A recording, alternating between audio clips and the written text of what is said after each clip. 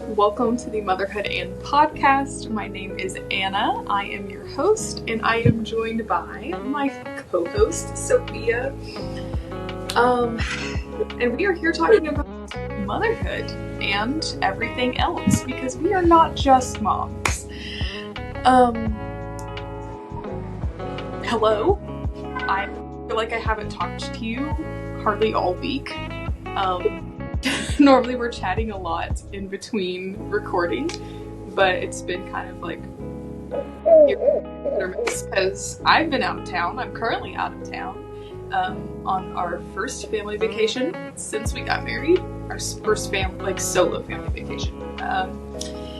And so we're just kind of like working this into a chaotic schedule, and I am going out on a hot day tonight, and plus a baby, so it's like a hot date plus, third wheel. But I just washed my hair for the first time in 2 weeks, and I'm letting it set, which is why I look absolutely ridiculous. Yeah. How are you? Good. It is very much thrown into our not normal schedule because I was just doing dishes and she was like, "Hey, can you record?" And I was like, "Oh crap, yeah, sure." Not like I was like busy. I mean, I'm staying home doing work, but like, anyways, yeah. So yeah, I'm good. This week it's Wednesday. Kind of going slow. No, it's Thursday. It's Thursday. Oh. Yeah. We're recording on a different day than we're used to. Yeah. Okay, I guess it's not going too slow then. Yeah. We did our grocery shopping yesterday. I didn't do like meal planning at like Monday through Sunday. Now it's like Thursday through Thursday because it's been. I'm sure you can understand. You're out of town. You're not sticking to a meal plan, but that goes out the window when you're on vacation. I actually have done quite a bit of cooking while I was here, and I'm proud of myself because typically I would not do that, but for the sake of our budget, we were trying to like not go out to eat a ton. Yeah. And so the Airbnb that we're staying in, and we're in Charleston, South Carolina, it has like a cute little kitchen, and it's like a miniature stove, like oven range. It's so little, but it's so cute. So that's been fun trying to like figure out what meals I could make like with minimal, ingredients and minimal like food appliances and things like that. So we've been doing good though. So I've enjoyed it. Should we discuss our chicken pot pie rivalry? Okay. So yesterday on my Instagram, I shared that I was making chicken pot pie, and I said, name a more cozy dish than chicken pot pie, or pot pie, any pot pie for that matter. That I typically don't make pot pie at home, but I love to make it whenever I'm out of town. Because it just like makes your environment feel so cozy. It like takes home with you wherever you're at. And so I like to make pot pie out to like create home where I'm at. So I said, name a more cozy dish. And Sophia responded and was like, it's not pot pie. And I don't even like pot pie. So we're officially not friends anymore. I told her it was not negotiable. So... But then you didn't give me your argument for what you thought was cozier or what that was, so. Yeah, I couldn't think of anything, and I haven't thought about it since. But I was thinking about, like, why I don't like chicken pot pie. And growing up with my mom, usually she would make, like, homemade meals. But she would also buy, like, pre-made stuff. And she would buy those pre-made frozen chicken pot pies from... Was it the Marie Callender ones? Yeah, those. And she wouldn't cook them long enough, and so they were a lot of times like soggy on the bottom. Ooh, that sounds nasty. So that's, I guess, my justification as to why.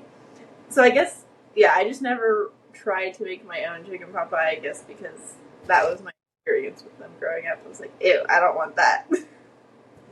Okay, that's fair. I could see that. That sounds like me with Brussels sprouts because growing up I hated Brussels sprouts. There was three vegetables that I would not eat. Brussels sprouts, yellow squash, and cauliflower. All of them are just bland and I hate the flavor of them because there is no flavor. But when I became an adult, I forced myself to try Brussels sprouts in other forms, and I love Brussels sprouts now. And like roasted Brussels sprouts with like a balsamic glaze or something on it. Chef's kiss. Love them. However, I realized the reason why I didn't like them when I was a kid is because my mom would steam them whole. So it's like a tiny little cabbage.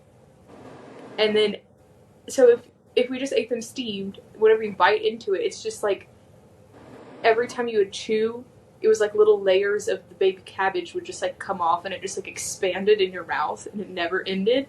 And it was just a weird sensation. But her alternative to whole steamed Brussels sprouts was mashed steamed Brussels sprouts mixed with mayonnaise. Ew, no.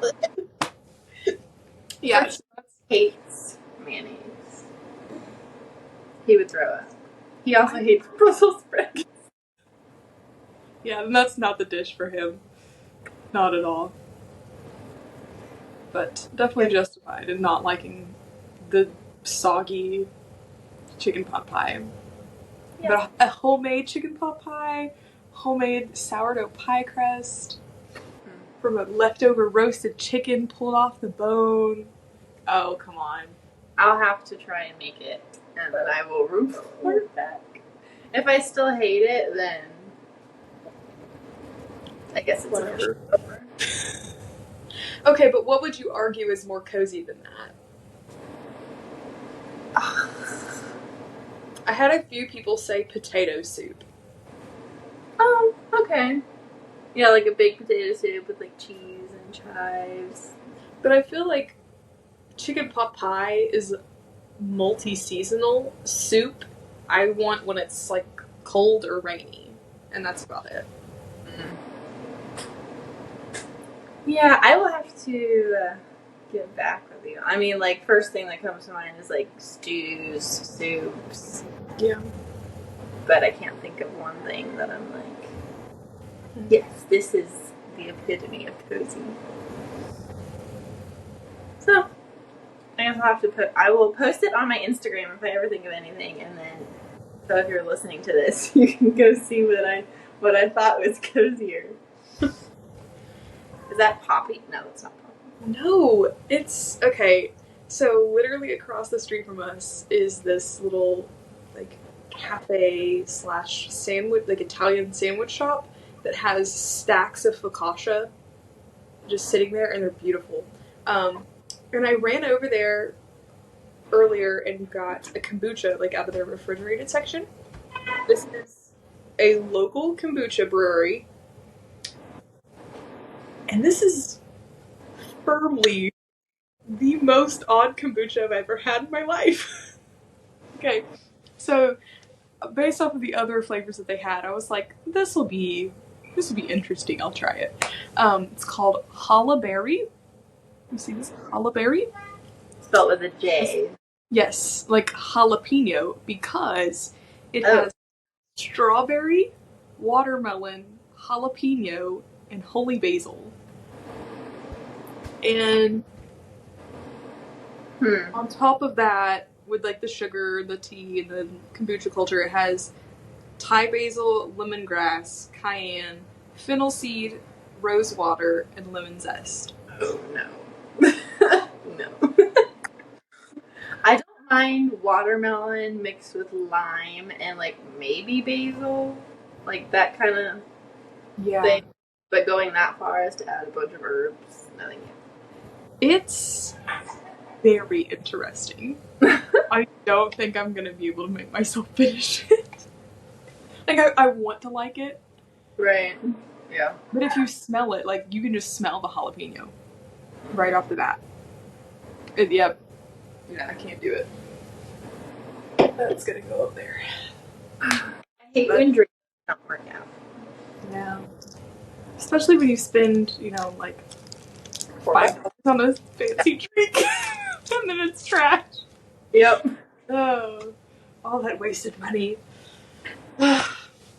But before we just keep on rambling about random stuff, we should probably go ahead and dive into our topic for this week, which is about all we've got regarding this conversation.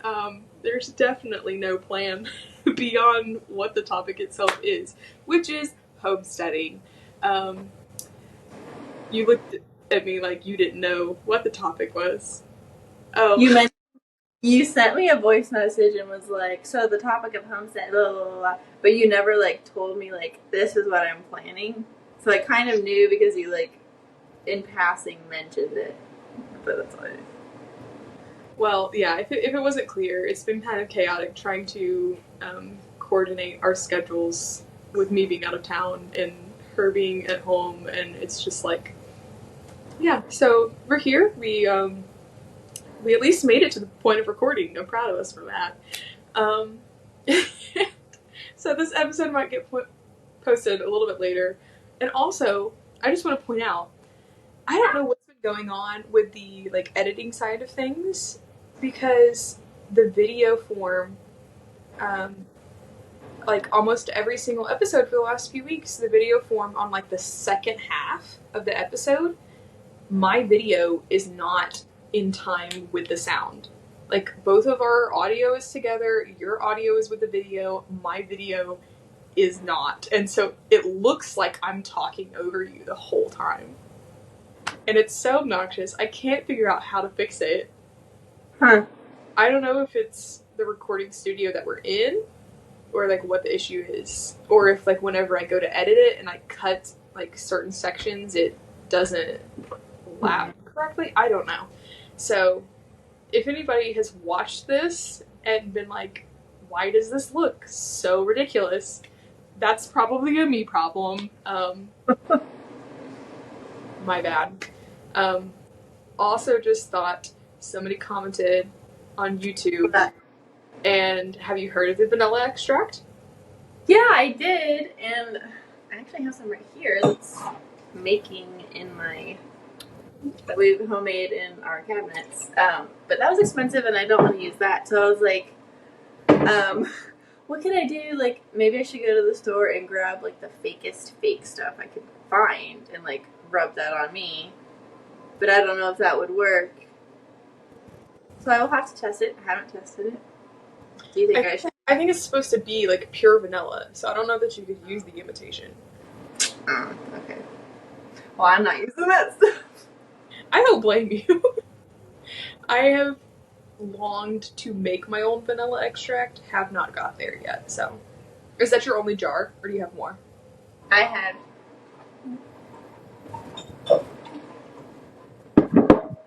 And then this one I've been using. So I did 3. We actually started them when I was 8 months pregnant. So it's been 6 months now. She was born in 9 months. My math. 7 months so far. Supposed to leave it for like a year for like the best. I'm sure you could leave it for longer. But yeah, we went to the Costco liquor and got vodka, and I was very obviously pregnant walking out the store with a bottle of vodka. And I'm like, is this illegal? That's so funny. But yeah. We also got the beans from Costco. They were organic vanilla beans that they sell in like these tubes. Yeah, I think that's been my impediment, is like being able to find the beans.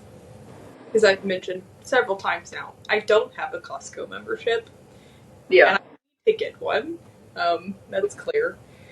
So, yeah, I don't think our local stores have just like the regular vanilla beans. So, I don't know.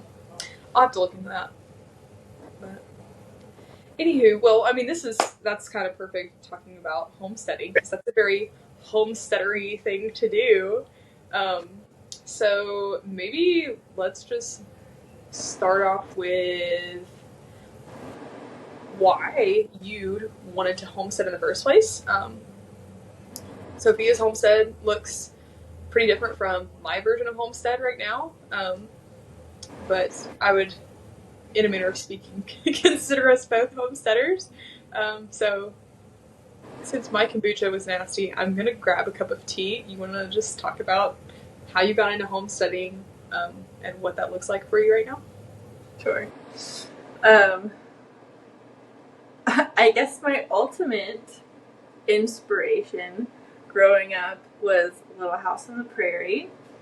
My mom would always read the Little House on the Prairie series to us, and then once we got a little bit older, we started watching the Little House on the Prairie TV show. And I mean, if you don't know what Little House on the Prairie is, you should definitely look into it. But ultimately, like, they relied on themselves, their community, for the food that they made, the soap that they made, the meat that they ate. They did have like a store in town, of course. But yeah, that's kind of like my inspiration growing up. I was like, oh, I want to have like a cow one day and do my own sewing. And I think that's what actually sparked my desire to start learning to sew when I was younger. So I was definitely like very drawn to that lifestyle of making your own products, and just being less reliant on grocery stores. And then also like knowing where your food comes from. And I was really like, this really struck me the other day when we were going shopping, because I was like, when you get into reading the labels, like, you could see like free range, and now I like know what that means. Like, free range means they only have a certain amount, a very small amount of room to move around, which means the health of the chicken is less than optimal. So for our chickens, they just wander around our property and our neighbor's property. But free range sounds so free. It's so deceptive. Right. So deceptive. Anyway, so yeah, because I was looking into the labels when we started this like this homesteading journey, like, okay, what does that actually mean? What does free range? What does pasture raised mean? What does cage free mean? What does it mean when there's like no description of what happened to the animal? Like, what does that mean? So we were at Costco yesterday, and the next thing we want to get into is meat birds, because meat is so expensive. Like $22 for an organic chicken that's not pasture raised, that's been like grown in a cage. At least here in Texas. So we picked a pair of organic, and here's the other thing, like, organic is not grass-fed. Organic can be fed like a bunch of crap, but it's organic crap that the chicken's eating. At the very least, it's non-GMO. Right. Organic does like certify that it's not a genetically modified organism. So there's Right. that. Yeah. But yeah, right now, because of our budget and us not doing meat birds at the moment, we had to buy the organic. It was organic, but it was organic caged chicken. And like, I knew what I was buying when I bought it, and I was like, wow, this sucks. I really don't want to do this. But we had gone to it's called Sprouts. I don't know if you have Sprouts. You do? Okay. Um, and they had whole, organic, pasture-raised chicken, so a little bit better.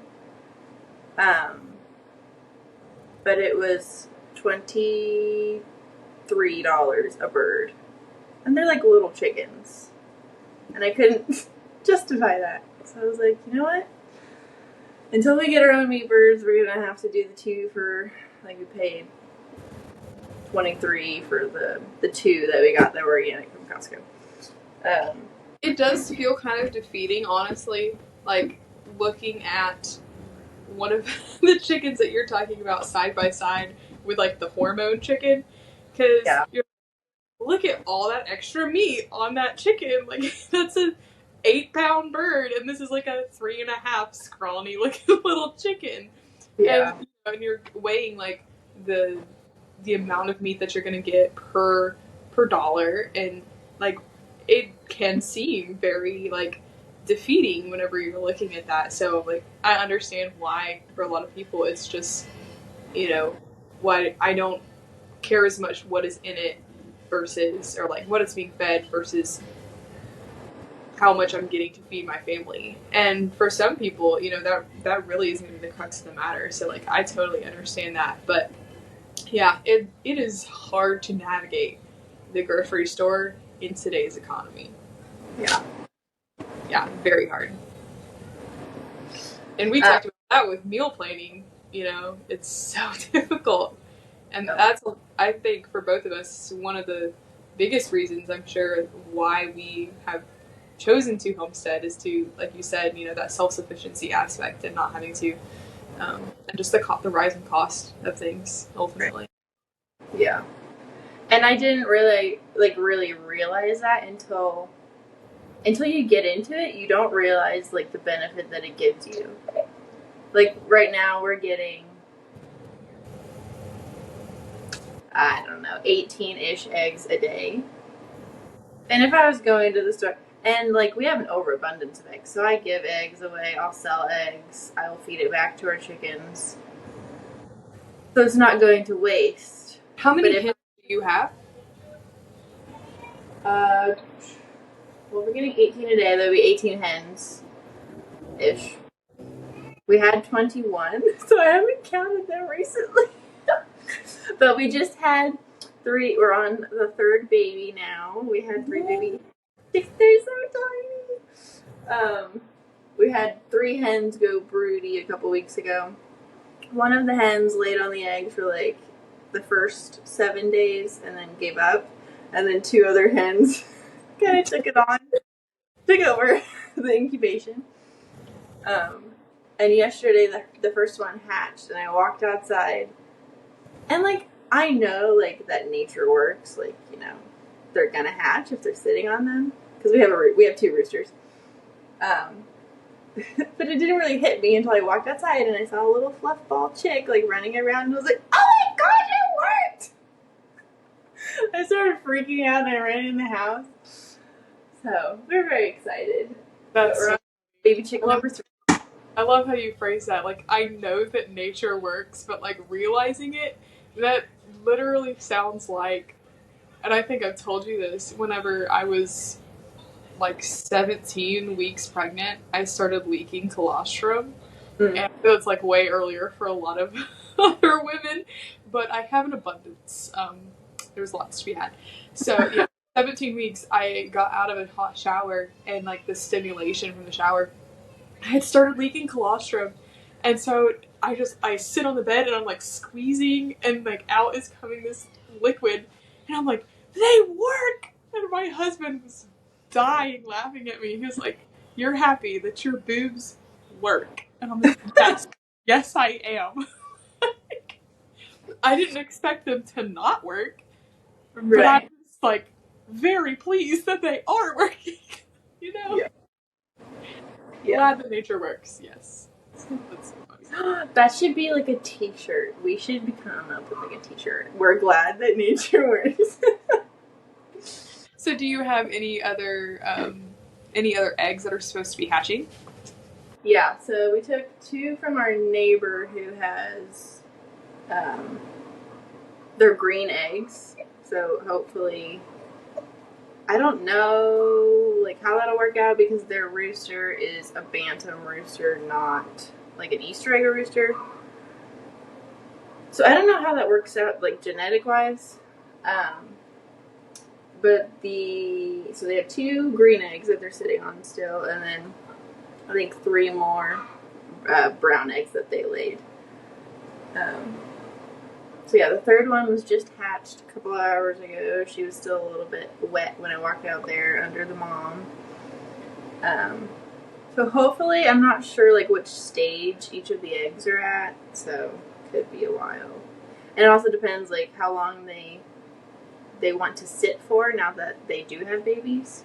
Like, are they gonna want to sit or not? So, but I'm excited. That's so much fun. Um, I have 7 chickens. And I feel like getting chickens was this hurdle that I had been trying to overcome for like 3 years. It's like, if I can just get chickens, then I will feel like a homesteader. Like that was kind of my gauge for what I was going to be doing. Hello. Can I help you? Yeah. He woke up while I was going to make tea. Oh, you have a naked booty. Hi, Rowan. You got a naked booty. That's mommy's tea. It's hot. Did he go pee? No. You need booty. You need booty?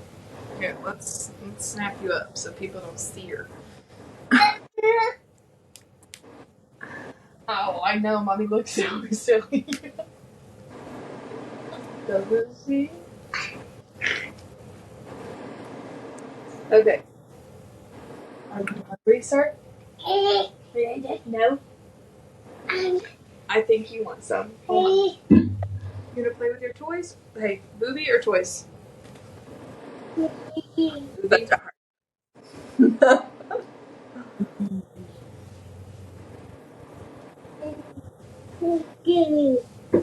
Booby.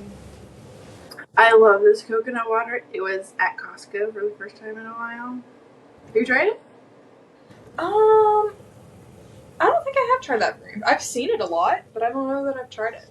It's expensive, but it's the best ever. And There's it's good. The Kroger one, they're organic. Oh, is that like mixed with something?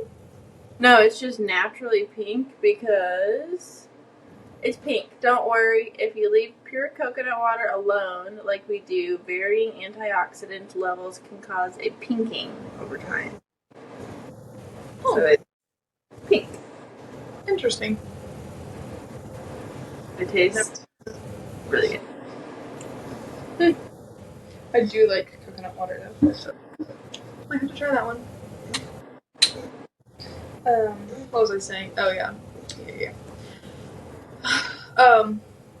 Yeah, so we finally got chickens and felt like I overcame that hurdle that I was looking at. Mostly in the idea of like we haven't ever had space to have animals. And so when we first got married, we were in a rental house. We didn't have a backyard really. We didn't have a fence. And then we lived with family, my husband's parents, for a period of time while we were saving to buy a house. Then we bought a house and we had a backyard. And in theory, we could have had chickens within the city limits. But my husband didn't like the idea of doing that in a subdivision.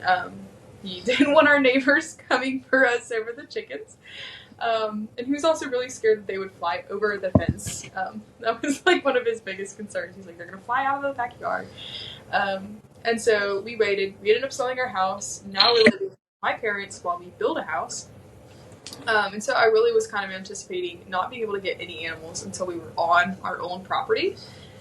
Now that we have acreage, but I did a little bit of hustling and got my dad to agree to let me have some chickens while we stay here with my family. So I built a chicken tractor by myself. That was... I didn't know that you built it. I did, yes. That was my first ever carpentry project, and I'm very proud of it. It, in many ways, could have some improvements done to it, and is not properly put together, I'm sure. At least not in the professional sense. But it does work, and it does contain chickens.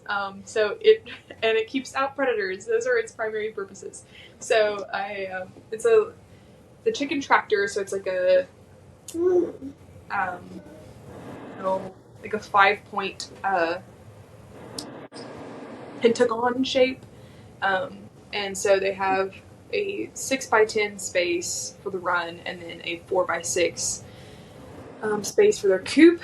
And I have 7 chickens in there, and then I let them out during the day, and they free range too. So they have not started laying yet. We just got those chickens first week of January this year. So they're going to be hitting 20 weeks at like the end of this month. So just in a couple weeks.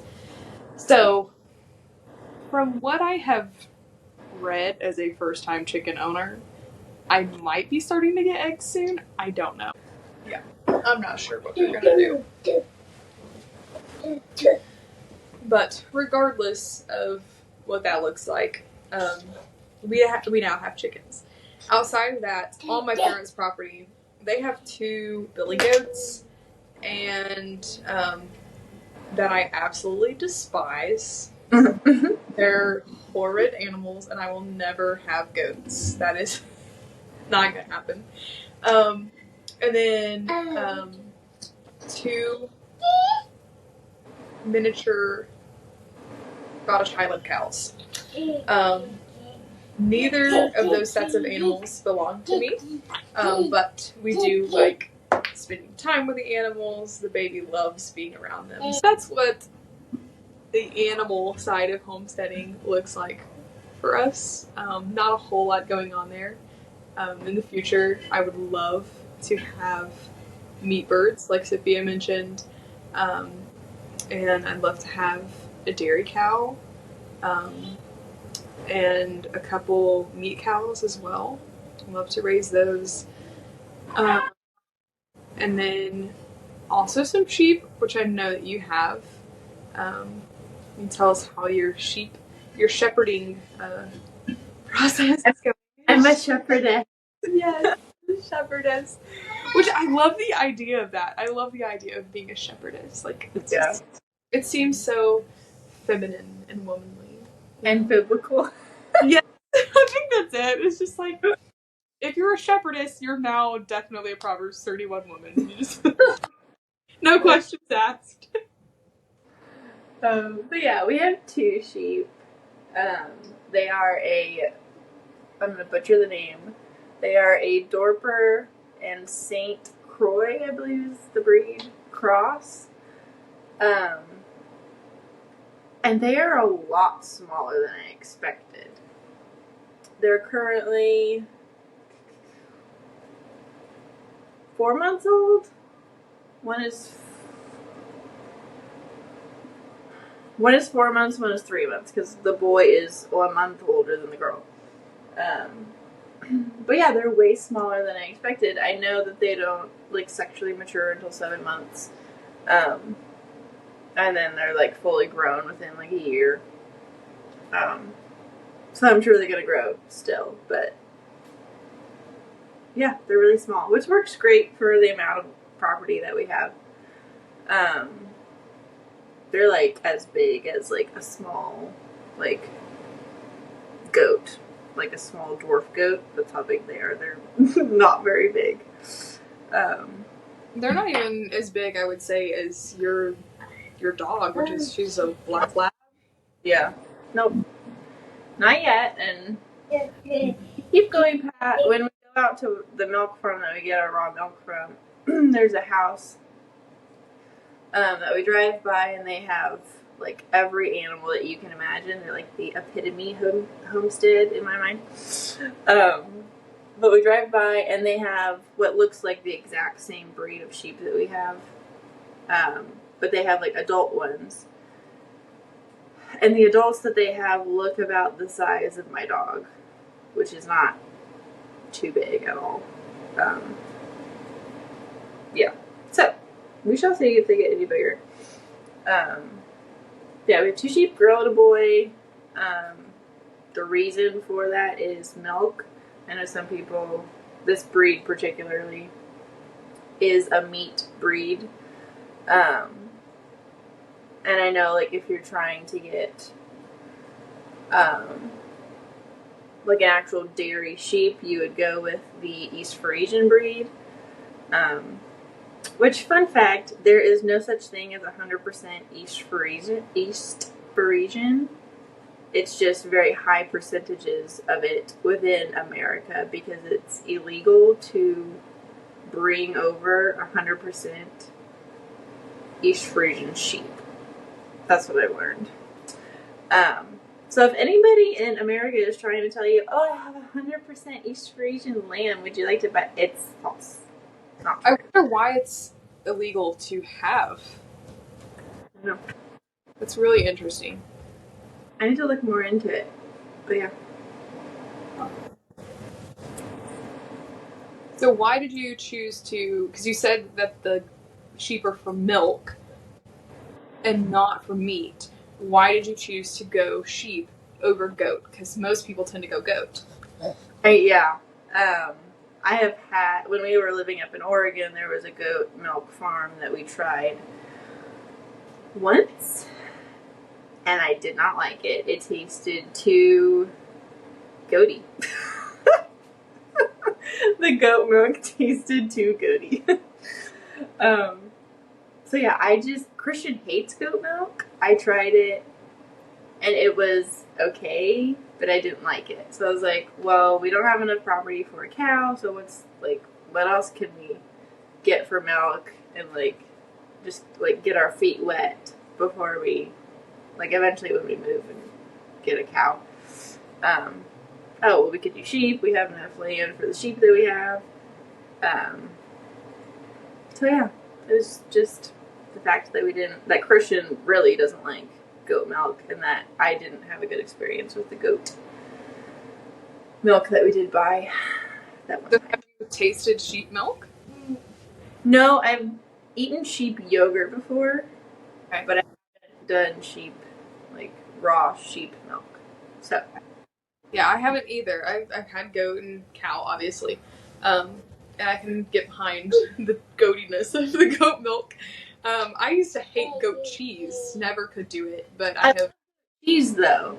I, as an adult, have forced myself to be cultured and have adapted a taste for goat cheese. But yeah, the goat milk, I'm not sure about that still.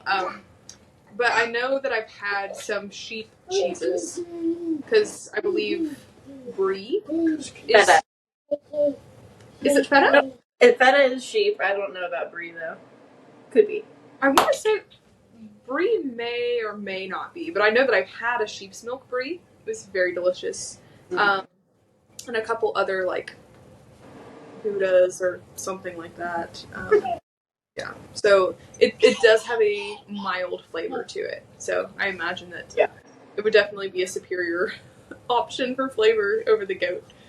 Right. Also, I have heard people say too that if goat milk tastes too goaty, for lack of a better term, then it's more so mishandling of like not getting it cooled quick enough, the milk, after milking them, something like that. I don't know.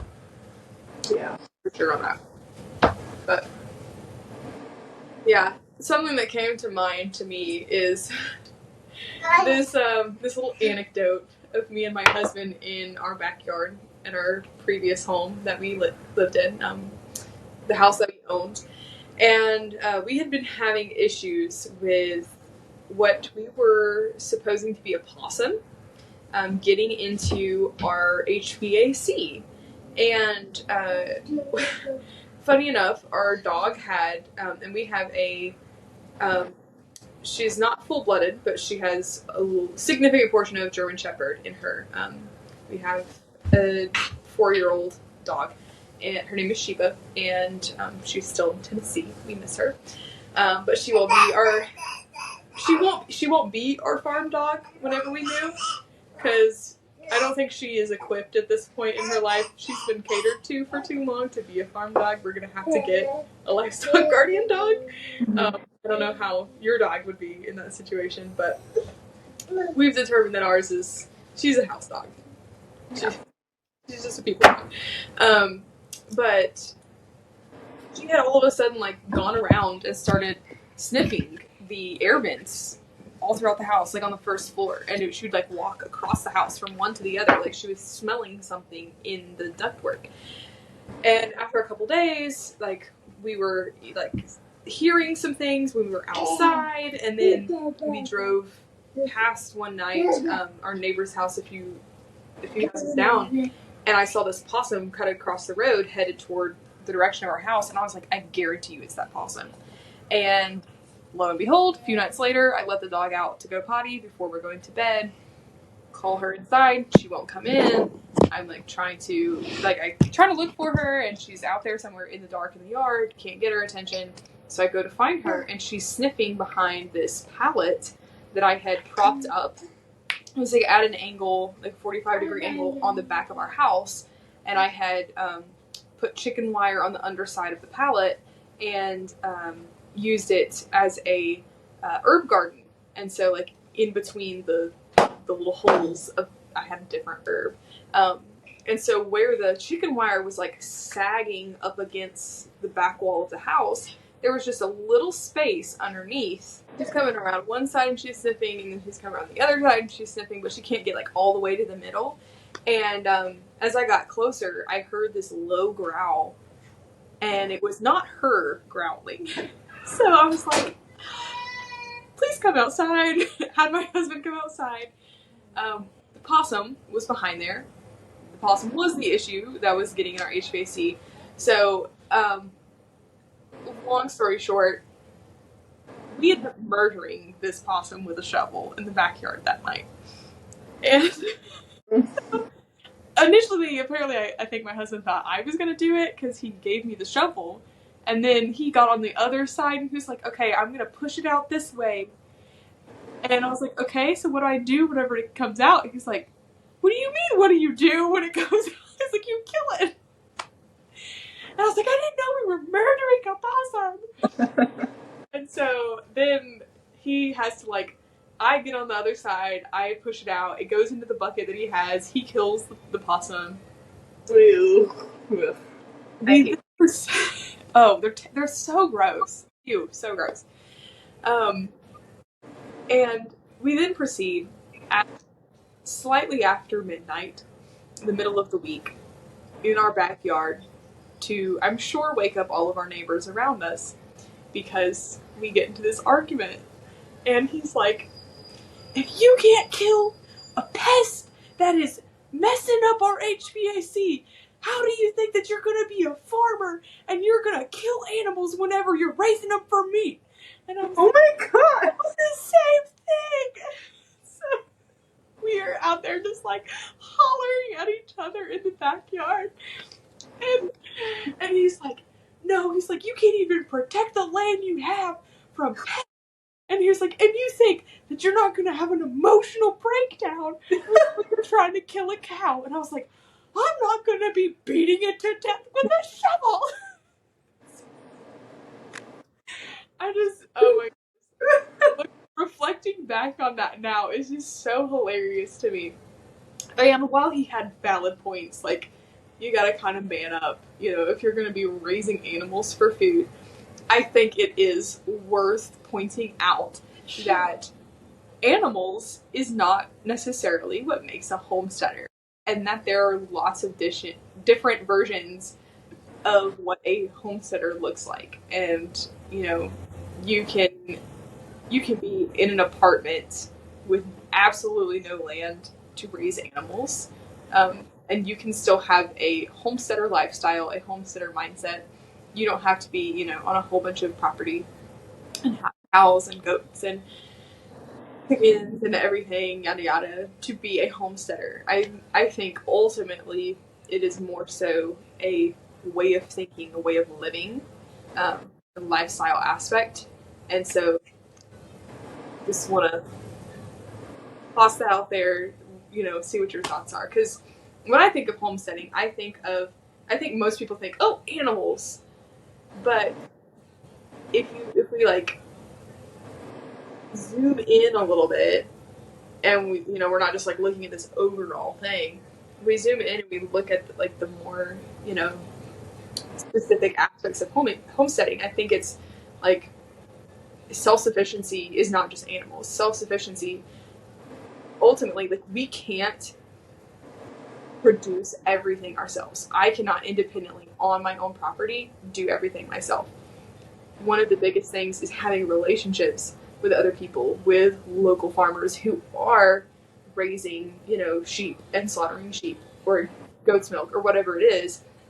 And so, like you and I, we have created relationships with farmers who are close to us, and we get raw milk. I'm sure that you have created relationships with, like different markets around you, and people will get CSAs and, get the community like vegetables and things like that if they don't grow it themselves. And like having this community mindset to be able to like be self sufficient among each other rather than just like independently, if that makes sense. Yeah. I still struggle with this, like, because I made a reel about, like, you don't have to have acres and acres and acres of land to homestead, like, work with what you have. But at the same time, I also feel like this pressure, like, well, if you don't have a little bit of land, or like if you don't have animals, if you don't have a garden, then you're not really doing it right, or like then you're not really doing it.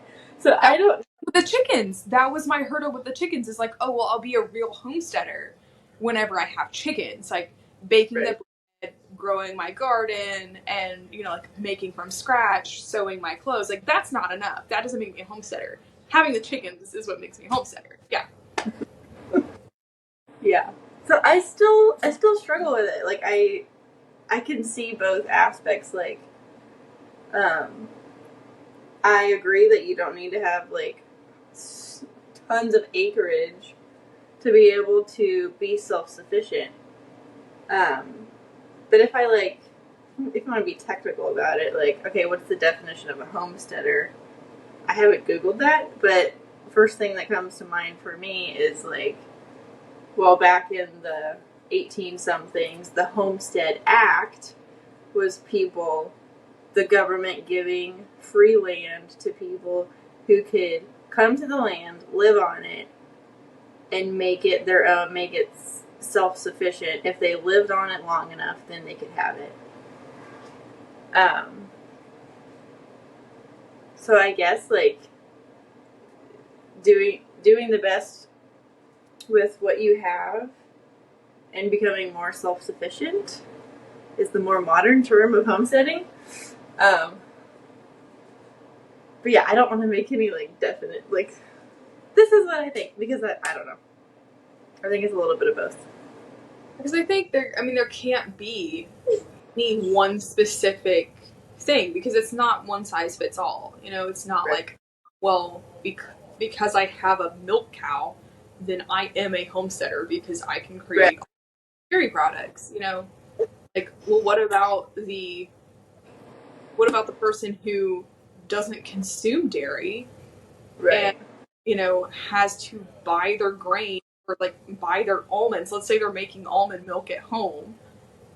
Like they're buying almonds that they're not growing on their property to make their own almond milk, and they don't have a cow because they don't drink milk. Are they not a homesteader? Right. Yeah, so like it's not one size fits all scenario. So, and I think too, like Instagram culture has definitely influenced what people think of homesteading to be, like, and it can become this like competition almost, like, Oh, silently, oh yeah. well, are you more of a homesteader than me? It's like a Yeah. scale, like little homesteader, like more homesteader, like most homesteader, So Yeah. yeah, and I don't like the competition aspect of that, but it's hard to escape it because it's just like it's unspoken. Nobody's outrightly competing with another person. It's just like this subconscious thing that's there. Yeah. So like, Or how do okay, you? I do find it's, and I've even found this like in real life, people who have a lot of land and have a lot of experience, which rightly so, like, yes, they have more experience, they have more knowledge, they totally act like the common person who might have a few animals doesn't know crap about anything. I have definitely found that to be true. Because there's a lady that my sister rides horses with. She has a lot of property. She has a bunch of animals. She acts like nobody knows anything. Like she knows everything about animals, blah, blah, blah. We went to the rodeo, and obviously there's a bunch of people with animals there. And it's just like this superior mindset. I don't know. Like, since I have more animals than you, I know way more about all this stuff. Um, so I do find that to be true on Instagram as well. And it's not totally like you said, it's not totally like they're saying it outright, but it's like you can tell that they think they know more than you. Just in the way that they respond to things. But yeah, I'm not trying to like dig at anybody. It's just what I found. Well, here's another question that pops up in my brain, because homesteading very often goes like hand in hand with a holistic or a natural lifestyle, which, or like the crunchy mom, or whatever it is that you want to call it. Both of which I think you and I would, in theory, identify ourselves as. If you wanted to put a label on it, we would say we were natural, holistic, crunchy, whatever. Yeah. And I think very often it goes like hand in hand with each other. And people are like, well, you're not really crunchy if you're like not a homesteader. And so then, I don't know, I think like because people get very dogmatic about their beliefs with it, then I find that there's like this group of people that is like, well, everybody should be a homesteader, and like everybody should be producing their own food and should be doing this and this and that. I'm curious to know what your thoughts on that. Like, do you think everybody should be a homesteader, or is homesteading not for everybody? I don't think that everybody has to be a homesteader. I don't think you're not holistic if you don't raise your own animals. No, I don't think that. Is that like a group of people on Instagram that believe that you've seen? No, I wouldn't say necessarily like a specific group. Just like it's something I've picked up on. I feel, and like it's.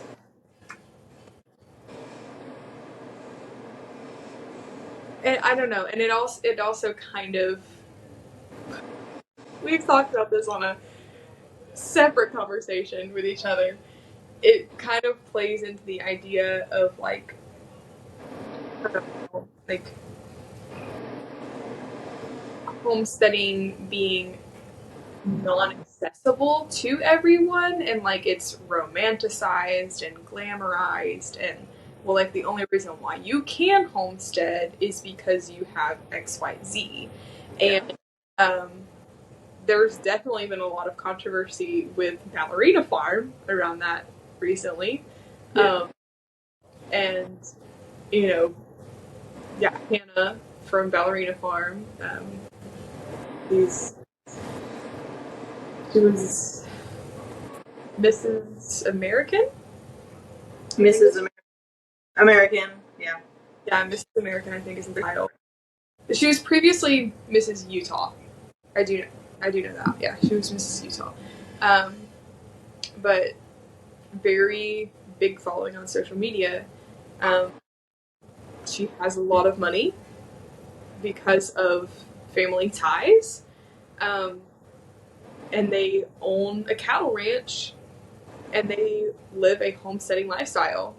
Um, and people have a big issue with that because he is portraying, or so they say, a simple life as easily accessible, but she only can obtain it because she's rich.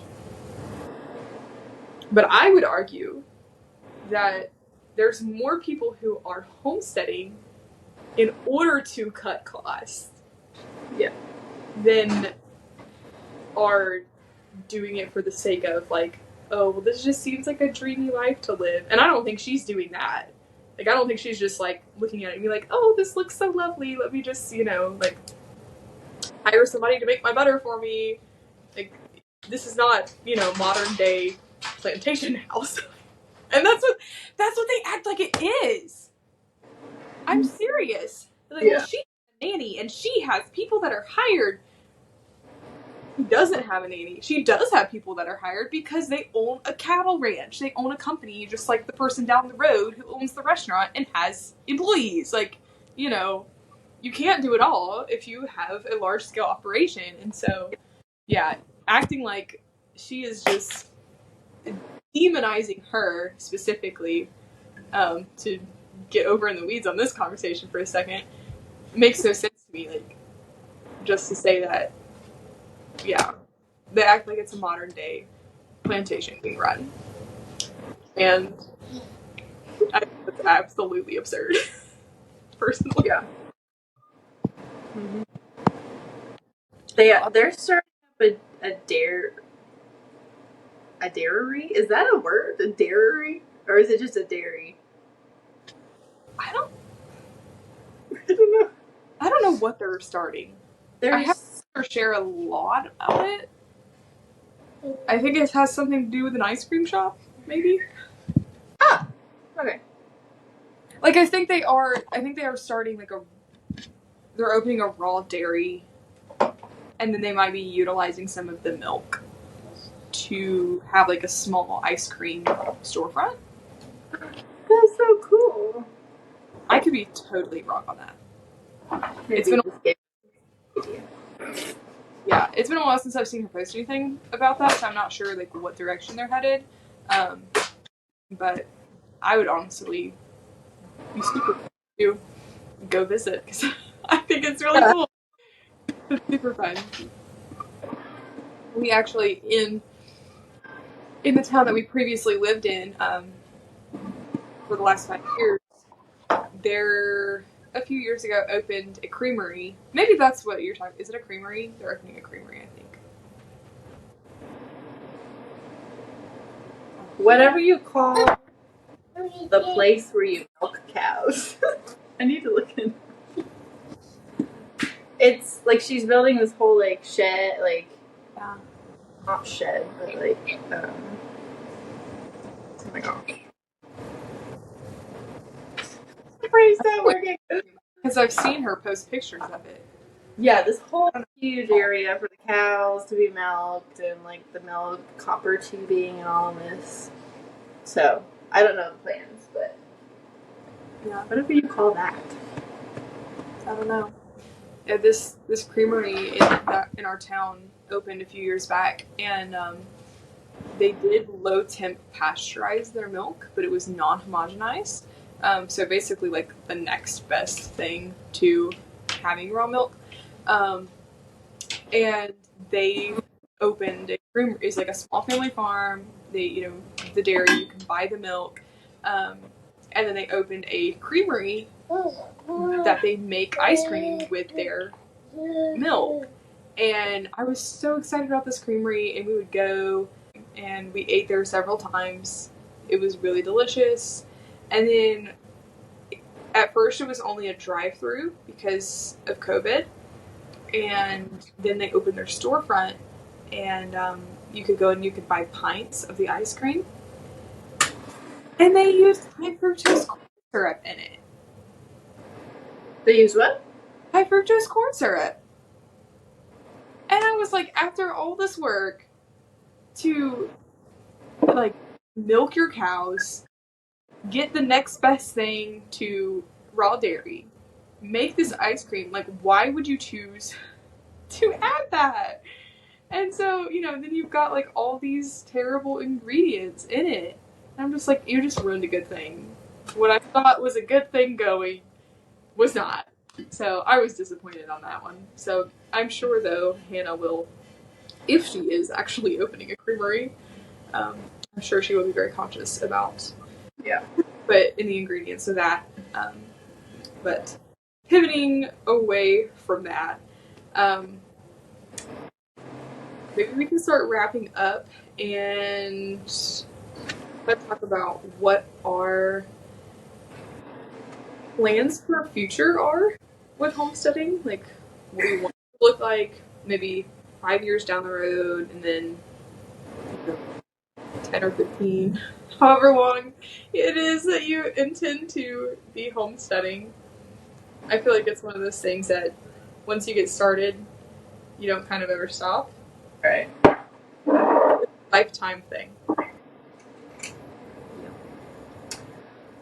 Okay, 5 years down the road, I really hope that we have acreage. We're looking now. Currently, it's not really financially feasible. So I think we'll be here in this house for a couple years until because the area around us is being built up currently. So we think that the value is going to go up within the next couple of years. So hopefully that happens, and then hopefully we can find some acreage.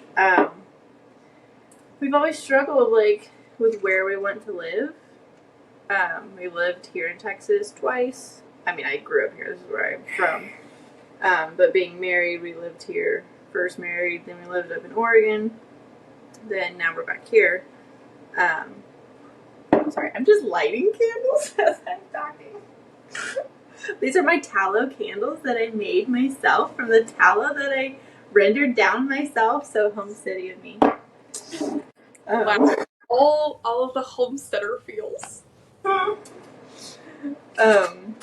Tingling in homesteader right now. That could be a shirt as well. Tingling in homesteader. Keep a lookout, everybody, for our line of homesteader shirts coming out. I do actually low-key plug. I do have shirts for pre-order that you haven't seen the shirts because I've worn them in my Instagram, but I don't think I've worn them. There's one that's a homemaker shirt and one that's a homesteader shirt, and then I have a sourdough one that says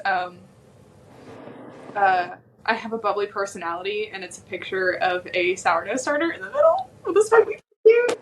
So yeah, plug for my shirts. You can find them linked on that sweatshop, and we might be working out some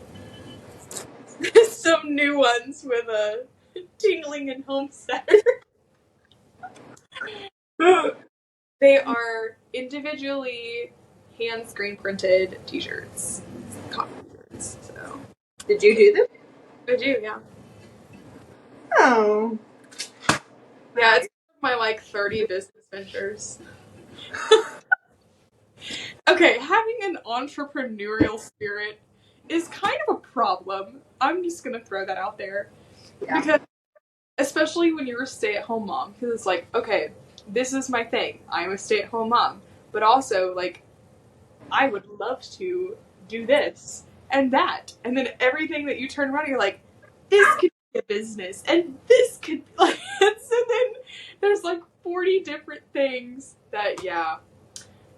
I just, Yep. I wish I was the kind of person who was just content to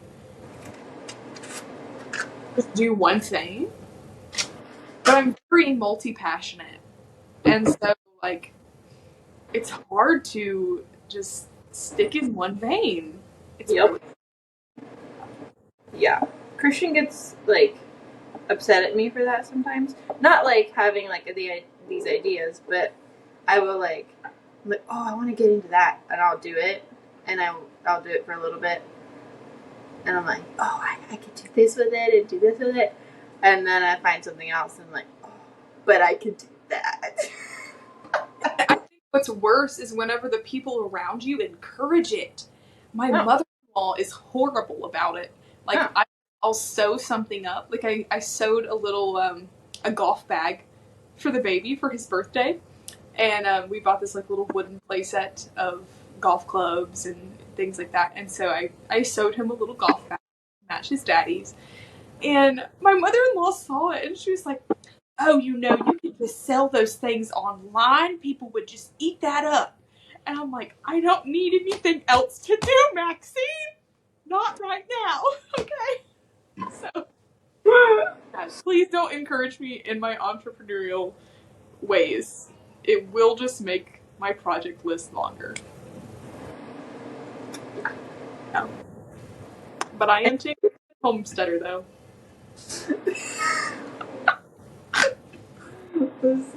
Okay.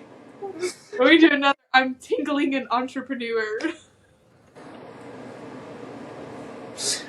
Is it just gonna be like I'm tingling in Homesteader right now, or like We'll like have to. We'll work out the kinks. Yeah. give our business Anyway. idea? People are gonna steal it.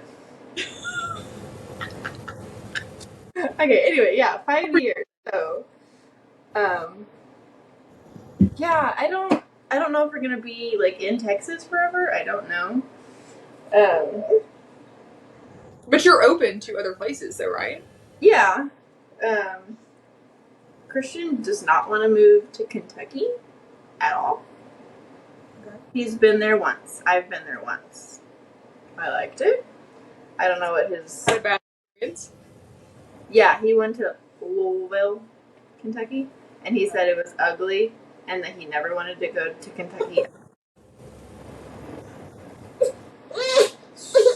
You moved to what's that one town? I think it starts with a S. You could meet really very crunchy. I know that's not her name, but Oh, is that where she lives?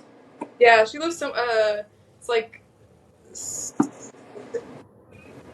Oh, I can't say because I'm gonna totally just murder it, and somebody's gonna listen to this and know who we're talking about and be like, "You're wrong." So, somewhere in Kentucky that starts with an S.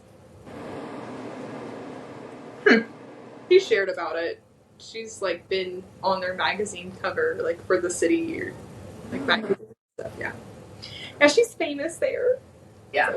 Oh, I'm sure. But yeah, we're open to moving certain places.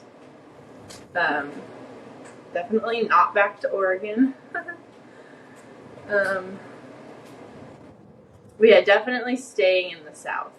So we've thought about like north of where we live, 3 hours up is like Nacogdoches and up. Carolinas, which you're in there right now. Which let me tell you, I have loved being in South Carolina the last few days. It's been really nice. Anyways, I won't make this long, but yeah, 5-year plan, land with a cow. That's my plan. What kind of cow? What are you hankering for? I guess like the typical is like Jersey. Jersey A2. That's what we get our raw milk from now. Which, side note, have you heard about? It's kind of going on currently. The like raw milk from a cow versus a goat controversy going on right now. Have you seen that? It's like currently happening. And like the colostrum powder from a mare or whatever. People are like dogging on that and like. You think the colostrum thing is weird? Yeah, I don't think it's like this miracle drug powder that's gonna save you, and I think that's how they're marketing it right now, like all the influencers and stuff. So, but yeah, but I don't like goat milk, so I really don't care if it's healthier or not. But yeah, that's going on. 10 years, or I won't be super long on this, but yeah, I would assume that we would never stop, and I would want our children to take it over. So that's what I see. How would you feel if Hadassah grew up and was like, I absolutely want nothing to do with homesteading? And then she's like, I'm going to be a big living city girl. Is that your first nightmare? My worst nightmare? No, my worst nightmare is that she becomes like a liberal. Don't get controversial.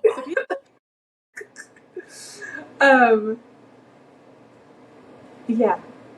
No, that wouldn't be my worst nightmare. I would be definitely like heartbroken. Hopefully we have other children that would want to take it on. But I realized on Mother's Day we went and visited my grandmother, and she lives in like Houston, like downtown concrete filled Houston, and I realized how much I hate it, how much it's depressing, and how depressed these people are walking around. It was honestly really sad, and I actually cried about it to Christian when he got back home. I was like, because it's all these, and I don't want to get into it now, but I saw all these children on their stupid stinking iPads with black bags under their eyes in this concrete filled place, like eating this crap food, and I just felt so depressed for myself and for them. And I'm laughing now, but I was crying about it. I was like, this is so sad. They need some animals and some flowers, and they would be so much better. So yeah. Yep. Just green. If there were trees, it would be helpful. Yep. At the very least. Yeah. Can't do the concrete jungle. It depresses me too. I understand. I think the city is fun to like get away to for a couple days for like a trip. But I certainly would not want to stay there.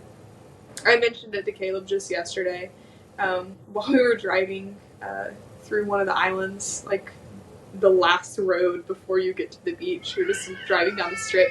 And I was like, I think I've decided that I either want to live on a farm or on the beach. There's no in between. Somewhere it has to be connected to nature. I could not live in the city. Yeah. Yeah, but I enjoy like going to like historical cities. Like I've been to Philadelphia and seen all like the founding father stuff, and I've been to Virginia, and DC, and that's very fun for a few days. But like more than that, no.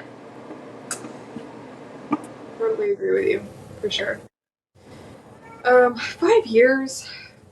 So, seeing as we are, and when I say in the process of building a house, I mean we have the land to build the house on. That's what I mean. We have a septic permit, and that's all we have right now. We could, wooded, right? You have to clear it. It is, yes. It's not like super densely wooded. So that's beneficial. It's going to give us lots of really good shade for animals so we can clear where we want. And then the very, very last part, it's like a super long, skinny rectangle is the shape of our land. And it's like just under 8.4 acres, I think. And at the very end, there is this like little meadow. It opens up to this little meadow at the very end. So we eventually will want to fence that in and have like a little paddock back there. Um, and so that'll be really nice for grazing. In 5 years, I want to have my house built. I know that will happen in 5 years. Yeah. Um, and in all seriousness, we should be able to start clearing and grading our land sometime in the next month and a half. My husband's working with somebody to get a cost estimate for the whole project so that we can take that to our banker and do a cost comparison. And once we get kind of like the numbers worked out and stuff, then we're going to move forward. So, yeah. So, house will be built. We'll be in our house in 5 years. What is 5 years from now? 2029? Only 1 year away from the 2030 agenda where the world explodes. I feel like you would have been stocking up on water in Y2K. You would have been. No doubt about it. Hi, I have a little naked baby here.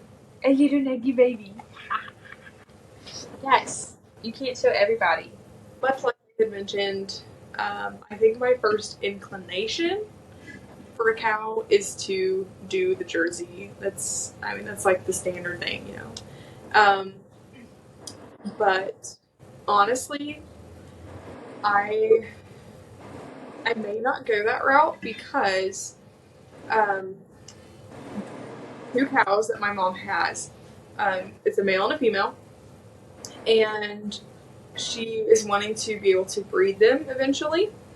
The male just came to the age to be able to breed, so we're hoping that she gets pregnant or is pregnant. We have not confirmed anything. She's a little skittish, so we're not going to try to confirm anything. But I would love to get a female from the miniature Scottish Highlands because after doing a little bit of research, I found out that Scottish Highland cows, both the standard and the miniatures, have almost the same milk and cream quality as a Jersey cow does, and they produce about the same, whereas a full-size Jersey or Highland cow does about like 6 gallons a day at max production. And miniature will do like 1.5 to 2 per day.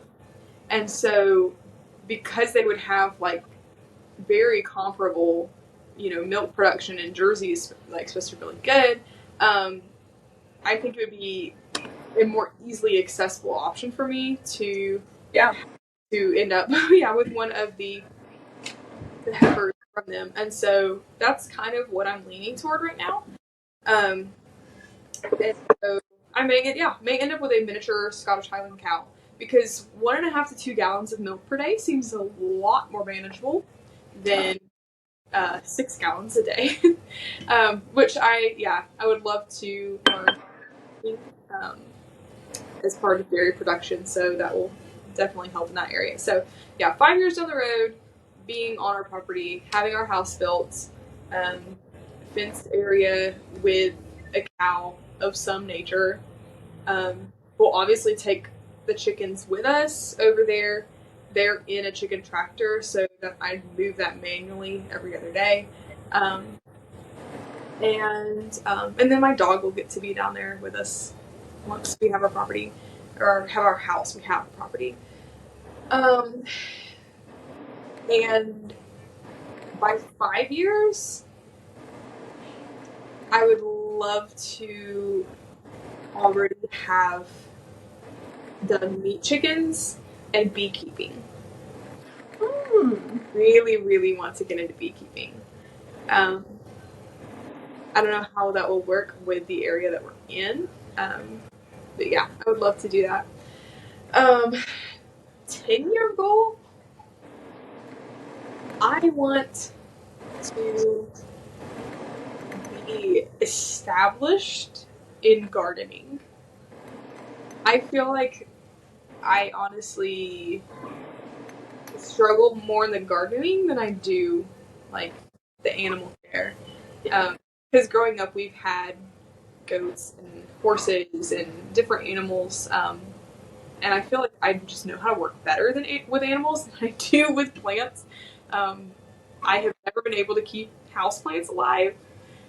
So basically, the only hope that my outdoor plants have is the fact that the rain waters them um, every once in a while.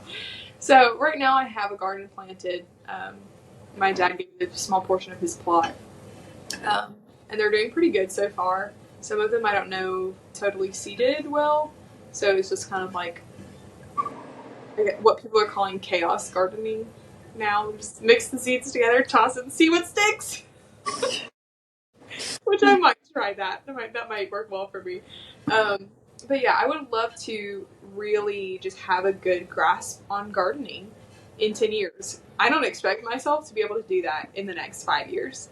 Um, I think largely because I am in my childbearing years, and I'm sure I probably will be 10 years from now too. Um, but I will, 10 years from now, I'll have a 10-year-old or an 11-year-old actually who can, you know, help and, slightly younger kids who will be able to help when we're going. Um, so I feel like it'll give me a little bit of reprieve on not having to like manage every single aspect of things on a homestead. Um, yeah, I don't see 5 years being the time in which I know what I'm doing with gardening. It's gonna be just kind of haphazard until then. Um, but not just vegetable gardening, but I want to have like a small orchard that we've started to grow. I want to I want to have like a beautiful flower garden that I can walk through, and because we have the acreage to be able to do that, I feel like that gives me a big advantage right now at this stage in my life to be able to like realistically look forward to all of these goals, which I feel so grateful for. 2 years ago, I couldn't have told you that. I would have been like, well, don't really know. Um, but yeah, having the land is a huge blessing. So other animals that I would like to have, I'd love to have sheep. I would love to raise sheep for meat production. Um, and I have this shepherdess dream of having. Now I know you have short hair sheep, right? Yeah, they're called hair sheep, so they shed. They don't need to be shorn. See, I want great big woolly sheep. Yeah. I want to shear the sheep. I want to spin the wool. I want to hand dye it in plant dyes. And then I want to crochet these fabulous items for my family to wear. And then, whenever my little 3-year-old walks past in a sweater, I'm like, oh, yes, I raised that sheep and I spun its wool, dyed it, and then I made that sweater with my own hands. that's, that's what I want to do. Yeah, so I think that is my next hurdle.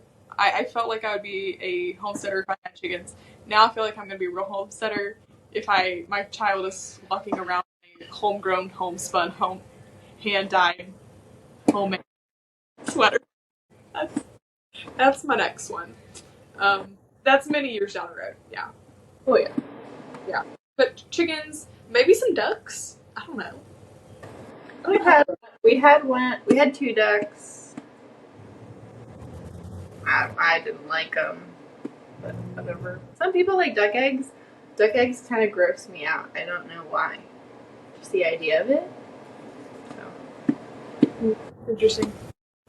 What are your thoughts on beekeeping? Would you like to bees? I've never.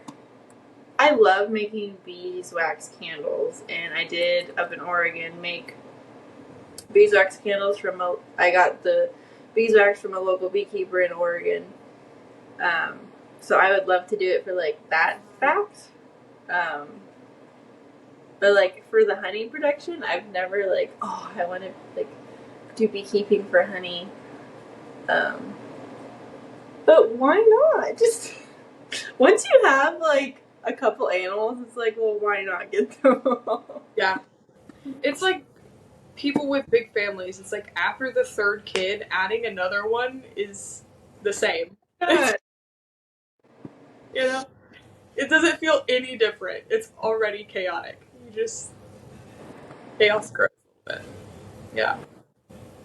Now, I think one of the biggest things that excites me about homesteading, especially being on the front end of it, is like being able to look down the road and know the childhood and the young adulthood that I'm going to be able to give my kids. And not only that, like the experience that they'll have, but the skills that they will have acquired, and how like every single aspect of what we do throughout the day is a homeschooling opportunity to learn just like real life things. You know, my kids are not going to grow up and be detached from their food sources. You know, they're not going to go to the grocery store and look at the steak in the refrigerator and not know what animal it comes from. Mm-hmm. And you know, I don't want my kids to be that way. I want them to know, and not just know and understand, but to know, understand, and respect, you know, what goes on to get the things that we have, you know, how much effort it takes to nourish our bodies and to keep us fueled and to keep us going. You know, it takes a lot of effort to, it takes convenience to go to the store to buy a pre-made loaf of bread, but look at the intention and the effort that it takes to maintain a sourdough starter and to spend time, you know, folding and stretching your dough to create a loaf of bread for the family. And then, you know, be able to sit down to a spread of food and say, you know, like, well, the mom made this loaf of bread and we churned this butter from the milk that we got from our dairy cow. And we have, you know, this beef sausage from our cow that we slaughtered last year, and we have honey from our bees, and we have jams from the fruits that we've grown. You know, like all of this bounty that we have, we put the effort into getting on the table. And I mean, like what I'm saying here is, food is a huge aspect, but it goes so much further beyond that. It's, you know, it's the appreciation, it's the skills learned, it's, you know, there's so much to it. So I think you can, if you want to, you can boil homesteading down to just self sufficiency in food, but it's so much bigger than that. You know, there's so much that comes from it, and so much that can be gained. So that's my 2 cents. No, that's good. I totally agree with you on like giving your children the life that you wanted growing up, or even the same life that you had growing up, if that's what you had. But giving them like getting their feet in the soil, like running around barefoot, grounding, and just being more knowledgeable children. That's what I was on Mother's Day when we were in Houston. I was just looking around at all these kids, like, and this sounds so like crunchy of me, but like in like their typical Nike shoes that like are squishing their feet, and they like, I don't want to be like insensitive at all, but a lot of them looked like they had something like mentally going on. Like it was so common, and I was like so like heartbroken for these kids. knowing that the lifestyle that they were living was not helping that situation but harming it. So yes to everything you said. Well, I think that was a pretty good conversation for only having one word topic to go off of. So yeah,